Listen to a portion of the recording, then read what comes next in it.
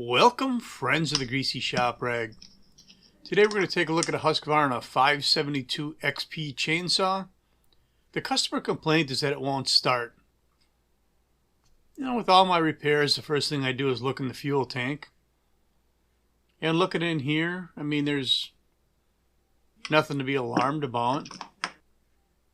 It looks like it's got clean, fresh fuel in it. I didn't see any water or sediment in the bottom of the tank. Let's take a look under the hood and see what we got going on here. Looks like a well-used saw. Or highly used or whatever. It's not trashed underneath here. So they do some maintenance, I guess. It almost looks like it was washed. Let's take that spark plug out and see what the cylinder looks like.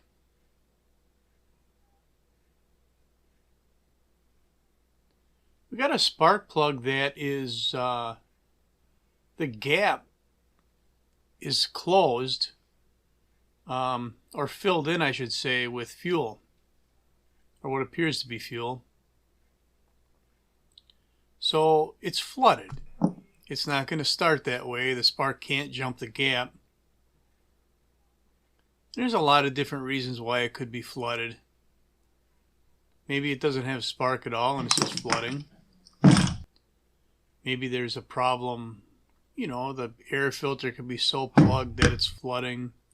It could be a problem with the carburetor. This is an auto-tune chainsaw. Certainly there's the potential for a problem with the auto-tune. But to be honest with you, auto-tune seems to be a pretty solid system. In the beginning, maybe they had a couple, not even going to say hiccups, but a couple things to work through. That's all way behind them. Looking in the fuel tank, I don't see any water. I do see a little bit of sediment.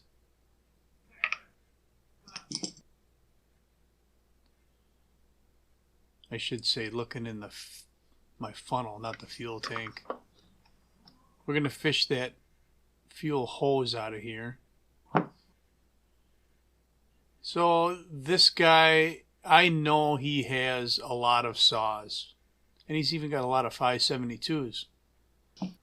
He does his own maintenance. And he apparently is buying the cheapest filters he can find because Husqvarna wants their blue filter on here, which has got a smaller micron than the orange ones. And this white one that he's got on here is probably something from across the big pond. Let's put some pressure on that fuel line and see if it's got a hole in it. I pumped it up to 10 pounds and it looks like it's holding.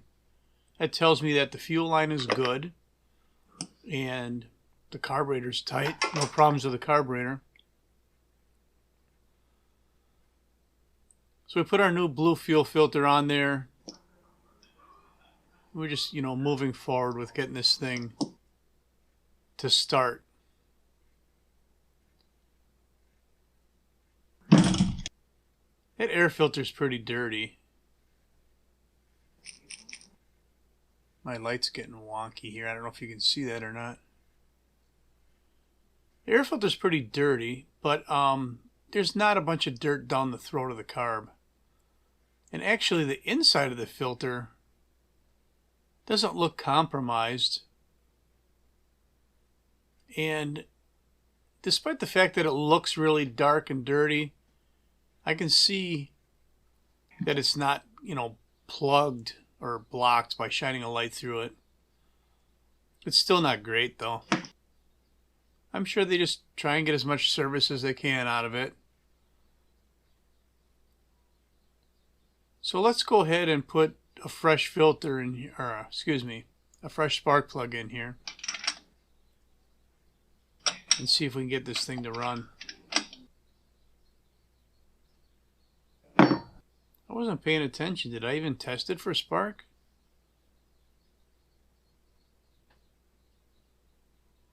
I might be a little bit sidetracked or distracted here on this repair. Part of my routine should have been to check it for a spark. Don't know that I did. So I told you that there was some sediment in the funnel. We're just going to tap off that sediment, and what's left in the funnel should be his good, clean, fresh fuel, which it appears to be. That funnel's pretty handy for that.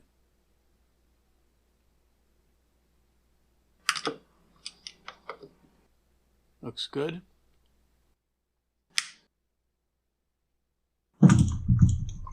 Let's see if the thing primes up. Seems to be priming okay. We'll try and start it.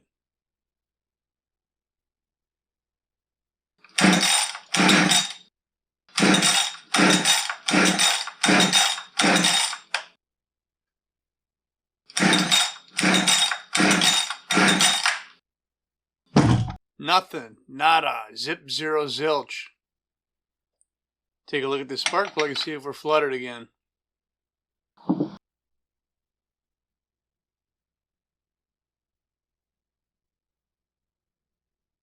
Yeah, literally we are flooded. That spark plug gap is full again.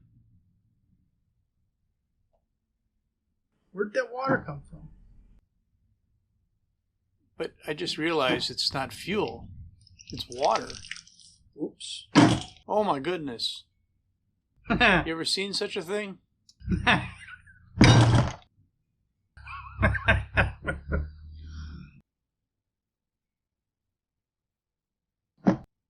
It's definitely water. So, I kind of feel like I've been duped. Like I've been pranked. The customer brings me a saw, says it won't start. That's all he said. When I called him back and told him what I found, he said, oh, that might be the one that fell in the creek.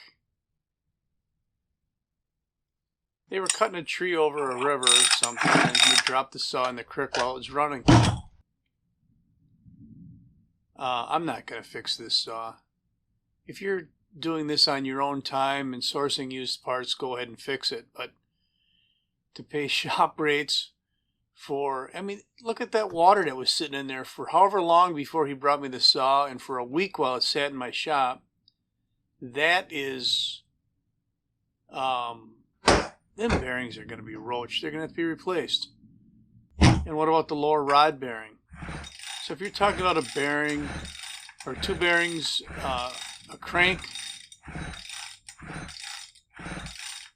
all the time it's going to take to split the case and do that, you know, that's a job for a guy that's not paying labor. You got to bring it to a shop for that, and you're starting to get into some serious money. And I'm not saying it's not worth it, but like I said before, this guy's got a bunch of these 572s, and he's just going to look at this as, yeah, I got a part saw now. So it's his decision. We're not fixing it. That's all I have for you in Husky 572XP that went swimming. Thanks for watching. Later.